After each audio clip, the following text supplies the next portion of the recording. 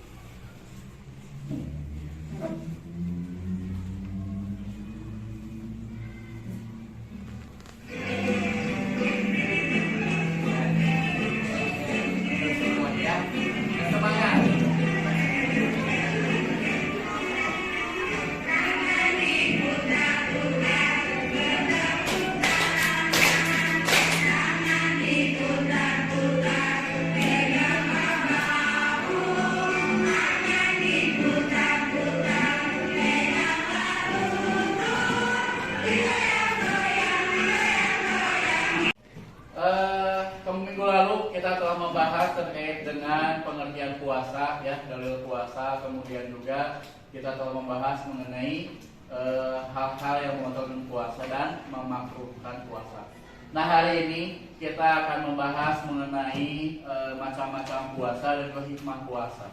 Serta nanti kita akan akhiri dengan sebuah proyek. Kalian itu harus menulis atau membuat suatu tulisan ilmiah. Tujuan dari pembelajaran ini adalah kalian satu, bisa mengetahui dan memahami macam-macam puasa ya. Yang kedua, kalian bisa mengetahui dan memahami bagaimana hikmah puasa. Dan yang ketiga, tujuan dari pembelajaran ini adalah supaya kalian itu di KD 4.3 itu kalian bisa menulis ya, dan nantinya memaparkan hasil analisis kalian mengenai permasalahan seputar dengan puasa. Kebetulan ya, masalah puasa yang akan kita sajikan dalam pembelajaran kali ini adalah bagaimana puasanya orang di negara abnormal atau negara yang tidak normalnya, misalnya siang lebih lama ataupun malam lebih lama. Nah, kita langsung saja ke materi yang pertama. Di sini ada macam-macam puasa ya. Puasa itu terbagi tiga. Ada puasa wajib, berarti puasa yang wajib dilaksanakan oleh umat Islam. Ada juga puasa sunnah, puasa yang disunahkan menurut hadis, dalam hadis ya. Ada dalam hadis Rasulullah SAW, berarti sesuai dengan contoh yang disampaikan oleh Nabi. Kemudian juga ada puasa yang bentuknya adalah puasa apa? Ada yang tahu? Puasa apa? Betul ya, puasa haram, alias puasa yang memang diharamkan oleh Allah kepada umat. Puasa wajib apa saja? Ada yang tahu? Ya, puasa Ramadan. Berarti puasa yang dilaksanakan ketika bulan Ramadan. Selama berapa? 1 bulan atau 30 hari atau 29 hari. Ya, tergantung nanti istimewa ataupun orang ketika ingin merumuskan gitu kapan berakhirnya puasa Ramadan atau kapan 1 Syawal ya. Kemudian kedua ada puasa nazar, puasa ketika seseorang bernazar atau berjanji. Ya misalnya seseorang mendapatkan suatu kenikmatan, dia berjanji akan berpuasa, maka puasa itu menjadi wajib bagi dia sendiri. Yang ketiga puasa, ada puasa 6 hari di bulan Syawal, kemudian ada puasa Senin Kamis, ya. Karena kalau kalian misalnya ingin puasa sunnah, tinggal puasa di hari Senin dan hari Kamis saja. Kemudian puasa Daud berarti satu hari, puasa satu hari, tidak, ya. Kemudian ada puasa Arafah, ada Asyura, kemudian ada puasa pertengahan di bulan Sya'ban, juga ada puasa yang Muddin, ya. Kemudian yang puasa haram itu adalah puasa yang ketika Idul Fitri atau Idul Adha, orang lain mau berbuka ingin berpuasa itu salah atau haram puasanya. Kemudian ada puasa di hari tasyrik ya 11 dan 13 di ketika Idul Adha juga sama. Kemudian juga ada puasa selamanya tidak berbuka-buka juga sama. Jadi juga ada puasa wanita haid ataupun nifas ya. Jadi bagi wanita haid ataupun nifas maka puasanya di puasa haram. Nah, lantas selanjutnya apa hikmah puasa? Ya, hikmah puasa ini adalah yang pertama bisa menunjukkan rasa syukur kepada Allah Subhanahu wa taala. Kenapa? Karena ya tidak banyak orang yang dipertemukan ketika bulan Ramadan. Ada orang yang meninggal, ya. Kemudian misalnya ada orang yang satu hari mau ke Ramadan dia meninggal, makanya bagi kita yang sampai ke bulan Ramadan itu wajib bersyukur kepada Allah Subhanahu wa taala ya. Kemudian yang kedua, bisa meningkatkan keimanan ketakwaan.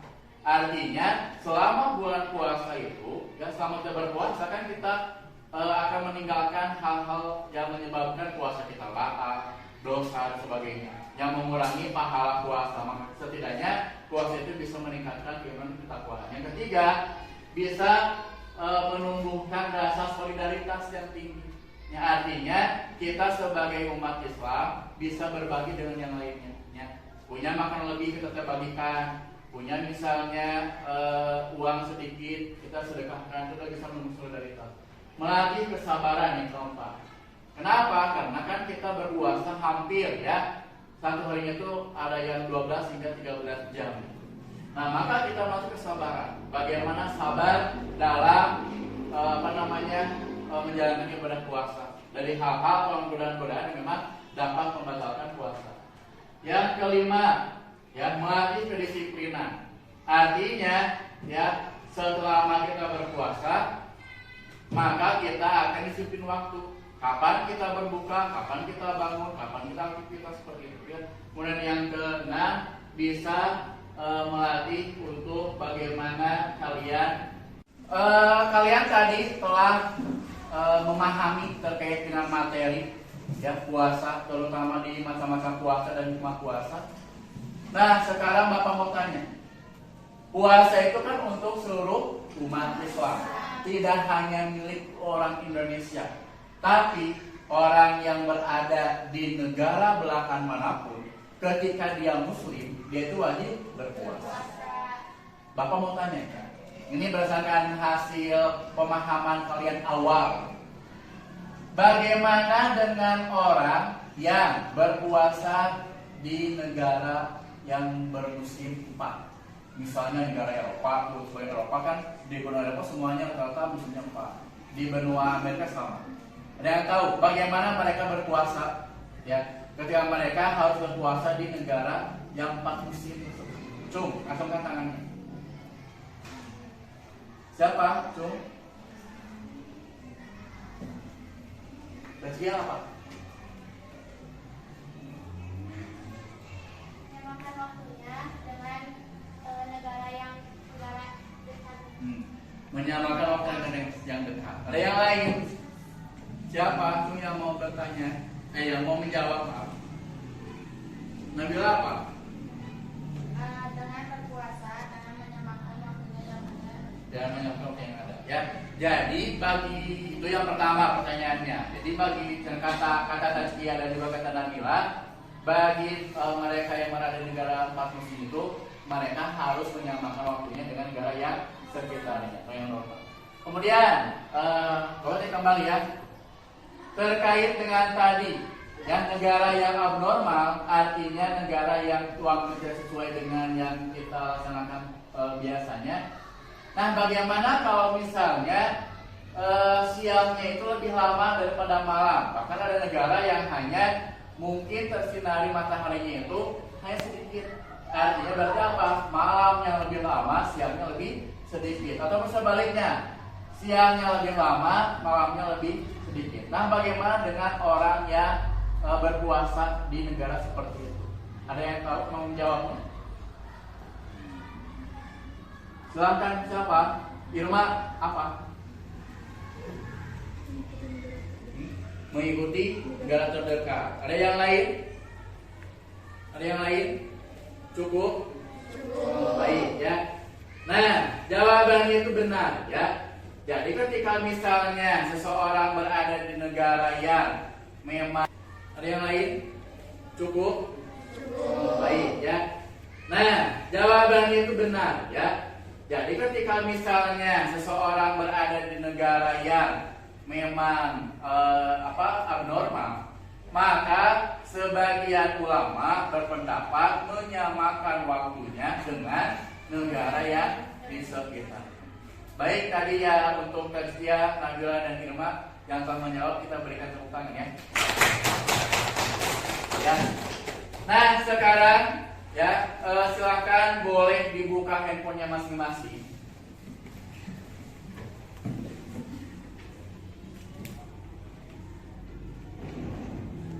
Boleh dibuka. Nah, di sana Bapak telah mengirimkan link ya untuk kalian meliterasi terlebih dahulu terkait dengan artikel atau jurnal bagi umat Islam yang berada di daerah kutub ya, atau di negara yang abnormal ya. Silakan dilihat dan nanti kalian dibaca-baca dulu itu sebagai literasi kalian membaca seputar permasalahan yang akan kita bahas. Sudah dibuka linknya? Sudah.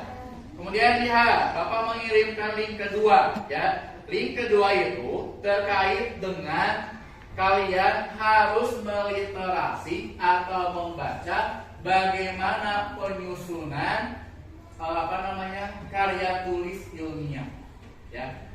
Kalau tulisan ilmiah bisa dibaca, bisa dilihat ya. Sudah?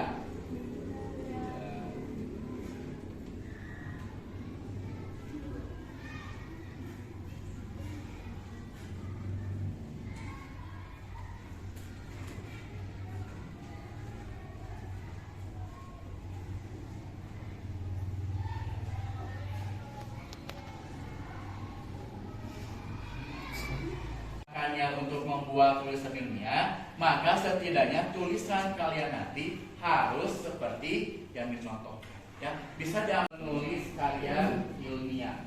Di sana ada contoh ya, mulai dari kan ada bab 1, ada bab 2, bab 3, bab 4, bab 5 hingga ada daftar pustaka. Itu adalah salah satu contoh bagaimana cara menulis tulisan ilmiah. Nah, kalian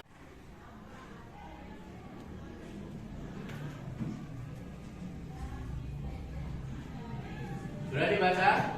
Sudah. Baik ya. Kalau begitu Bapak tanya kembali. Nah, bagaimana cara? Kalian kan sudah membaca ya, baik itu dari contoh hasil karya orang lain dan yang sebagainya dari Android kalian masing-masing. Bapak tanya, bagaimana contoh atau bagaimana cara penulisan atau cara membuat tulisan ilmiah? Apa dulu? Yang pertama, menurut kalian yang tadi baca apa dulu? Bagaimana cara menulis tulisan ilmiah? Jelas ya? Mengumpulkan informasi betul. Ada yang lagi? Nah, apa Anda bilang? Mencari sumber-sumber. Mencari sumber-sumber. Betul. Ada lagi? Apa? Coba. Menentukan tema. Betul. Apa lagi? Silakan. Menyusun rancangan penelitian. Ada lagi? tadinya menyusun apa? Terus ya, mencari informasi, kemudian mencari sumber, kemudian menentukan tema, menyusun sistematika, apalagi? Satu lagi apa? Apa? Menyunting apa? Apa jalan? Ini apa?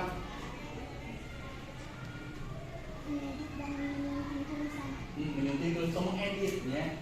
Jadi betul apa yang dikatakan oleh Rasya, oleh Nabila, oleh Jawa, oleh Ira itu betul ya. Jadi dalam menulis karya tulis ilmiah itu, maka tentu kita harus menentukan temanya apa. Setelah itu mencari sumber yang berkaitan dengan tema, menentukan sistematikanya dulu. Setelah itu baru nanti semua sudah selesai, tinggal kita itu menyuntingnya atau memperbaiki atau mengedit tulisan kita. Kemudian tadi kan kalian setidaknya sudah membaca, ya, membaca meliterasi terkait dengan tulisannya. Silahkan, ada yang ingin tanyakan terlebih dahulu sebelum kita lanjut ke nanti pembahasan kita.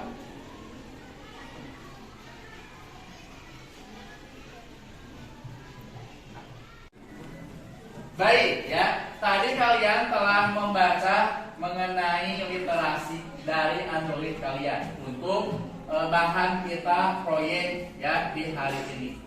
Kira-kira ada yang ditanyakan? Ada. Apa? Ini kita matikan dulu ya proyek ini. Apa? Kalau dalam bab 1 isinya ada apa saja? Bab 1 isinya apa saja? Dengarkan semuanya. Bab 1 itu pendahuluan. Isinya harus ada latar belakang masalah, ya. Kemudian yang kedua mengenai rumusan masalah atau pertanyaan terhadap permasalahan itu apa. Yang ketiga ada tujuan. Apa tujuan kalian menulis tulisan itu? Yang keempat ya ada mengenai manfaat. Manfaatnya itu apa? Nah, karena kita berarti diarahkannya untuk bagaimana memecahkan puasa di negara abnormal, berarti rumusan masalahnya atau latar belakangnya terkait dengan negara abnormal. Paham? Ayo tanya lagi. Apa? Bab 2 itu apa? Kalau tadi baru 1 pendahuluan, bab 2 itu adalah apa? Kajian pustaka atau teoritis. Di sana berarti ada teori-teori yang memang berkaitan dengan masalah. Misalnya seperti pengertian puasa, ya, macam-macam puasa, kemudian hal-hal yang membatalkan puasa, kemudian misalnya para pendapat ulama mengenai puasa di negara abnormal. Paham? Ya, baik. Kalau lagi yang ditanyakan? Nah, bab 3 itu pembahasan. Jadi pembahasan yang tadi ada dalam rumusan masalah dibahas di bab 3. Misalnya pembahasan itu bagaimana puasanya orang di negara abnormal. Maka nanti bab 3 di sini itu entah misalnya pendapat para ulama, entah dari berbagai sumber literasi dikumpulkan di satu, tadi itu kesimpulan itu tulis bab 3. Ada lagi yang tanyakan? Apa? Bab 4 itu adalah penutup atau simpulan. Kalian nantinya bisa menyimpulkan pembahasan yang telah dibahas di bab sebelumnya. Itu adalah bab 4. Jadi bab 1 kalian itu pendahuluan, bab 2 kajian teori, bab 3 pembahasan, baru bab 4 adalah simpulan. Ada lagi? Terakhir? Apa? Nah, baik ya. Proyek kita hari ini karena kan tulisan itu banyak. Ada yang disebut dengan paper, ada yang disebut dengan esai, ya, ada yang disebut dengan misalnya karya tulis ilmiah, skripsi dan seterusnya, ya. Nah, Bapak kali ini akan mengarahkan kalian itu untuk membuat proyek pembuatan makalah. Apa? Membuat makalah. Ya. Makanya silahkan di sini sudah ada 5 kelompoknya, kelompok 1, 2, 3, 4, 5 untuk bisa nantinya berdiskusi Siapa yang mencari bahan, siapa yang mengetik, siapa yang misalnya mencari sumber informasi, siapa yang menulis, silahkan didiskusikan bersamanya. Bapak serahkan kepada ketua kelompok masing-masing untuk berdiskusi. Silahkan diskusi. Laptopnya boleh dibawa, boleh dihidupkan ya. Silahkan.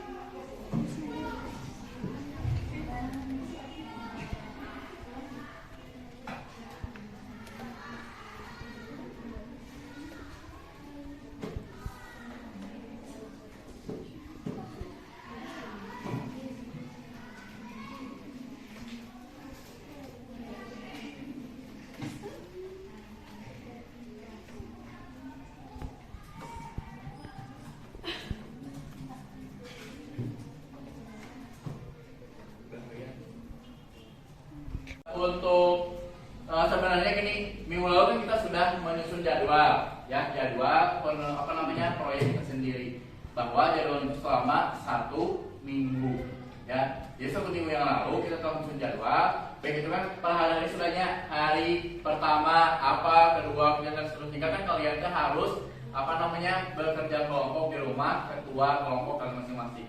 Nah hari ini sesuai dengan yang ada di jadwal itu adalah kita hari ini mempresentasikan hasil kalian untuk hasil pemecahan masalah. Berarti kalian harus mempresentasikan di depan teman kalian sendiri. Nanti berbentuk makalah dan berbentuk PowerPoint, ya.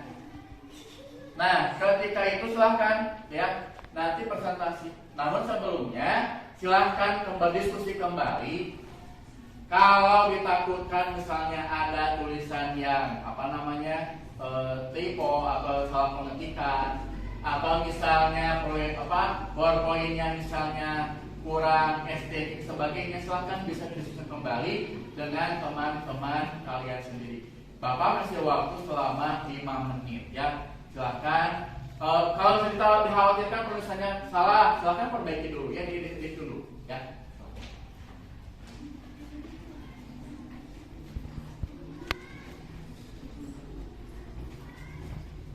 Kalau misalnya PowerPoint-nya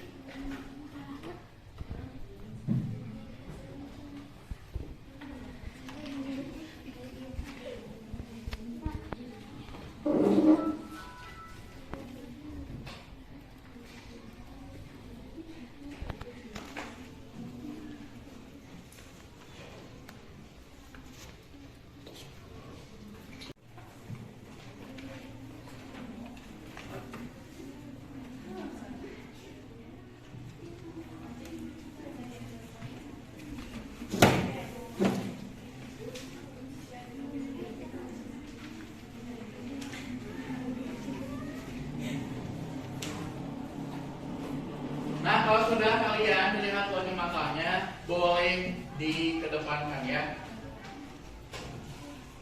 Silakan, boleh kedepankan. Ini kelompok 1 ya. Ini kelompok 3, kelompok 2, kelompok 4, dan kelompok. Nah sambil Bapak mengecek makalahnya, silakan dipersiapkan terlebih dahulu PowerPoint-nya.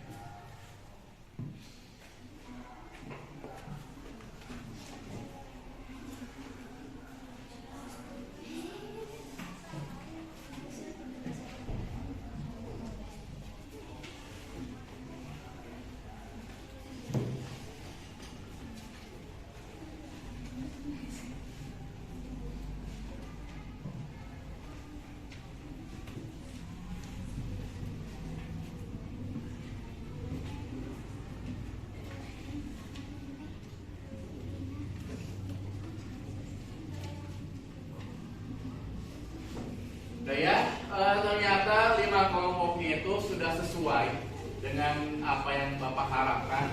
Ya, mulai dari sistematikanya yang bagus, kemudian pembahasannya yang bagus, ya, kemudian lagi bisa materinya juga bagus. Nah, sekarang tinggal presentasi, ya. Jadi kalian silahkan paparkan hasil proyek kalian, ya, ke dalam bentuk PowerPoint. Paham? Baik, ya. Kalau paham, silahkan dimulai dari kelompok ke berapa? Ke satu dulu, ya.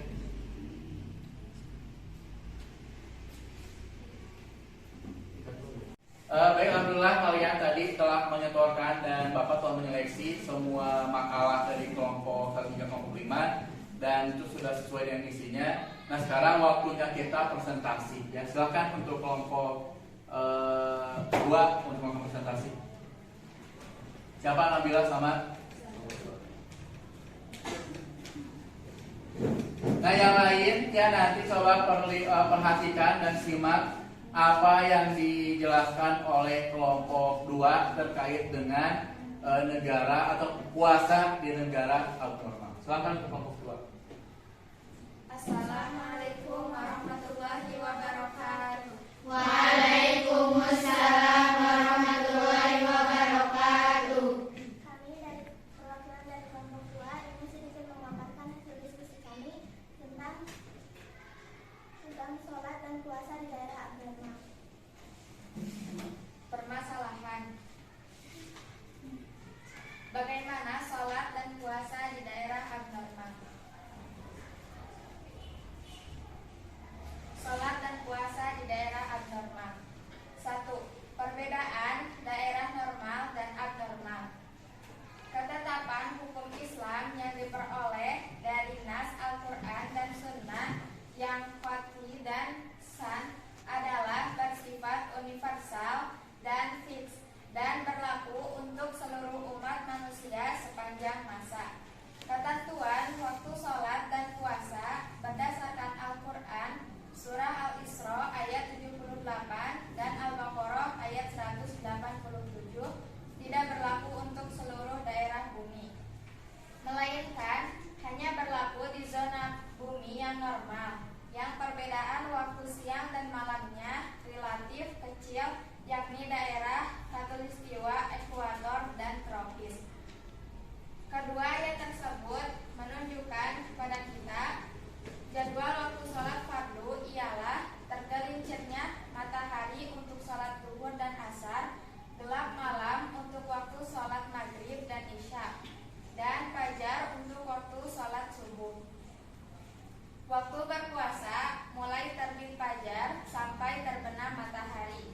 Sedangkan untuk daerah abnormal terletak di daerah khatulistiwa dan tropis yang berada di luar garis paralel 45 derajat dari garis lintang utara dan selatan. Di daerah ini perbedaan antara siang dan malam tidak besar, yakni 6 bulan istiwa dan tropis yang berada di luar garis paralel 45 derajat dari garis lintang utara dan selatan. Di daerah ini perbedaan antara siang dan malam tidak besar, yakni 6 bulan terus-menerus dalam keadaan siang dan 6 bulan berikutnya dalam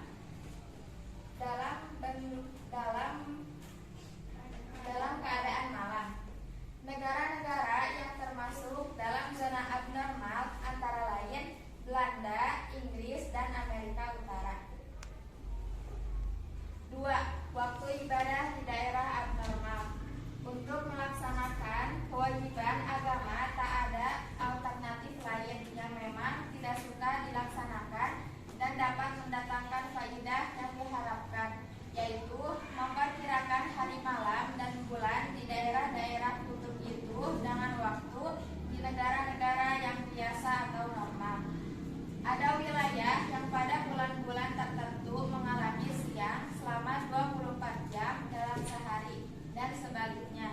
Pada bulan-bulan tertentu akan mengalami malam 24 jam dalam sehari. Masalah jadwal sholat disesuaikan dengan jadwal sholat dan puasa di wilayah terdekat dengannya, di mana masih ada pergantian siang dan malam setiap harinya.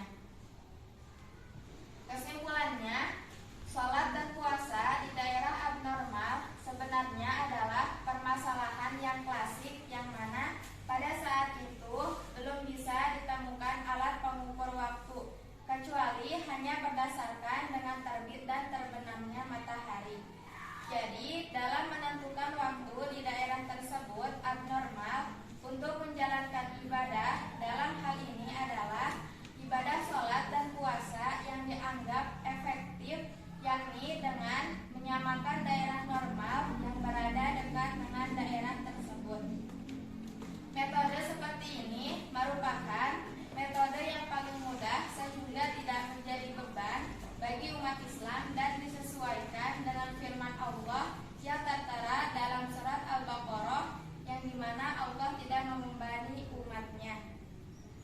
Dari pembahasan di atas dapat diambil kesimpulan bahwa dalam penentuan waktu sholat dan puasa di daerah abnormal, yakni dengan mengikuti waktu daerah normal yang berada dekat dengan daerah tersebut. Nah, itu ya presentasi. Sudah.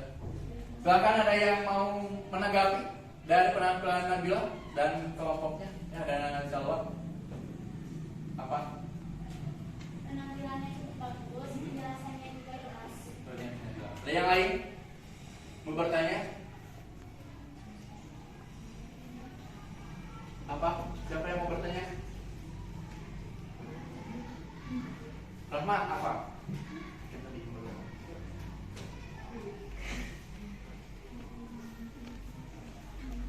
Apa? Rahmat? Norma sholat dan puasa. Kenapa sholat dan puasa disatukan? Nabila, kenapa? Karena sholat dan puasa adalah ibadah yang bersangkutan dengan waktu. Karena kenapa sholat dan puasa disatukan? Karena puasa dan sholat merupakan ibadah yang berkaitan dengan waktu. Artinya waktu sehari-harinya. Yang apa? Yang dengannya ada waktu siang dan malam. Cukup? Cukup. Baik, kita tepuk tangan untuk kelompok.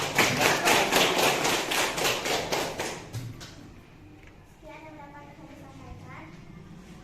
Mohon maaf bila ada kesalahan. Wassalamualaikum warahmatullahi wabarakatuh. Waalaikumsalam warahmatullahi wabarakatuh. Siap. Nah, baik ya. Alhamdulillah semua kelompok telah memaparkan dan mempresentasikan hasil presentasinya. Nah, kegiatan belajar kita hari ini kita belajar terkait dengan tadi ya macam-macam puasa dan juga hikmah puasa. Ya, kemudian barusan diakhiri dengan memaparkan proyek kalian dalam memecahkan masalah yang berkaitan dengan negara dengan puasa di negara abnormal. Ya. Nah, Bapak akan memberikan nilai untuk seluruh kelompok berdasarkan hasil dari makalah dan juga hasil presentasinya. Untuk kelompok 1 ya Bapak kasih nilai 90. Berikan tepuk tangan untuk 1. Untuk kelompok 2 ya 90 sama. Untuk yang kelompok 3 95. Kelompok 4 88 dan kelompok 5 90. Nah, kita simpulkan kembali ya. Puasa itu terdiri dari tiga macam. Puasa wajib, puasa sunnah, dan puasa haram. Kemudian hikmah puasa tadi salah satunya dengan bagaimana bisa bersyukur. Kemudian lagi menumbuhkan rasa solidaritas, ya. Kemudian lagi apa? Meningkatkan ketakwaan, kesabaran, dan juga disiplin waktu. Nah, barusan terkait dengan negara berpuasa di negara abnormal, maka bisa ya disesuaikan dengan wilayah yang terdekat. Artinya wilayah yang masih bisa merasakan siang dan malam. Ya. Kemudian kita ambil keputusan bahwa jika kita berada atau sedang berada di negara yang abnormal, mudah-mudahan nanti kalian ke luar negeri ya dan berpuasa di sana, maka berdasarkan ulama ya tadi yang disampaikan oleh seluruh kelompok, maka puasanya itu disesuaikan dengan negara yang ada di sekitarnya. Artinya negara yang masih bisa merasakan siang dan juga malam. Ya. Nah, kemudian silakan nanti ya hasil ini bisa kalian dilanjutkan ya dengan caranya merangkum di LKPD nanti secara berkelompok di sana juga ada ada tugas yang harus kalian kerjakan secara berkelompok ya. Kelompok 5 sudah saya kasih, Bapak kasih kelompok 4 silakan. Nah nanti di sana adik bisa merasakan siang dan juga malam. Nah kemudian silakan nanti ya hasil ini bisa kalian dilanjutkan ya dengan caranya merangkum di LKPD nanti secara berkelompok. Di sana juga ada ada tugas yang harus kalian kerjakan secara berkelompok ya. Kelompok 5 sudah saya kasih, Bapak kasih kelompok 4 silakan.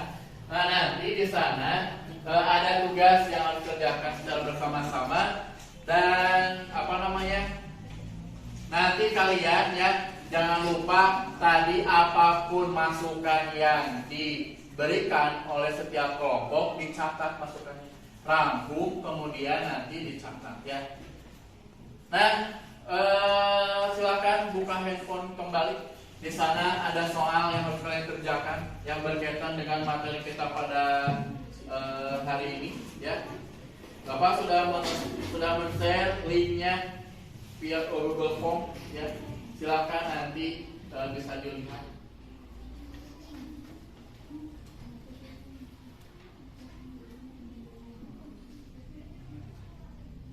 Tuliskan dulu nama, kemudian kelas, ya sehingga nanti kalian bisa menjawab pertanyaannya.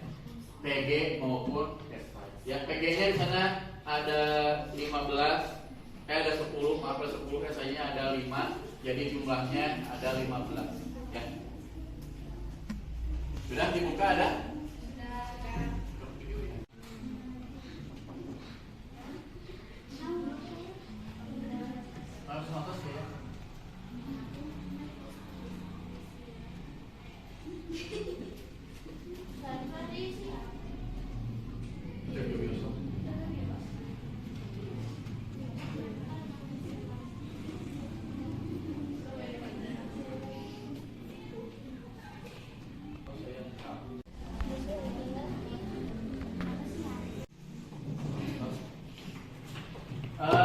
Sudah dikerjakan soalnya? Sudah. Kalau sudah, silakan handphonenya disimpan, kemudian lagi LKPD yang dibawa dan bukunya dirampungkan kembali, laptopnya ditutup ya.